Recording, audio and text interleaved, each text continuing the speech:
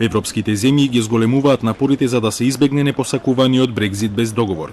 Главниот европски преговарач Мишел Барние понуди рака, изјавувајќи дека Европската унија е отворена за можноста за постигнување договор со Велика Британија, кој би бил поамбициозен од сегашниот.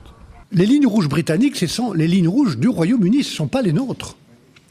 Et avec ces lignes rouges, ils ferment les portes eux-mêmes. Mais si les lignes rouges bougent, je l'ai dit devant le Parlement en séance plénière hier matin, si les lignes rouges britanniques bougent, nous bougerons immédiatement.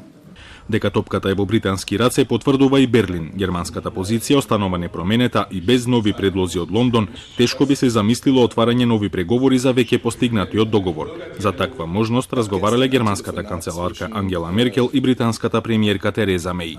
Das Thema war, wie Sie sich vorstellen können, der Brexit und wie es jetzt weitergeht. Und auch das kann allerdings nicht in einem Telefonat zwischen der Bundeskanzlerin und der Premierministerin gelöst werden, sondern dazu braucht man jetzt erst einmal die Basis eines neuen Vorschlags, einer neuen Richtung, die Großbritannien für den Montag angekündigt hat. Поранешниот британски министер за надворешни работи Борис Џонсон меѓутоа обвини дека прстот е насочен во погрешна насока. Според него безвредни ќе бидат сите напори околу Брекзит кој не ја исполнува желбата на гласачите изразена на референдумот во 2016-та.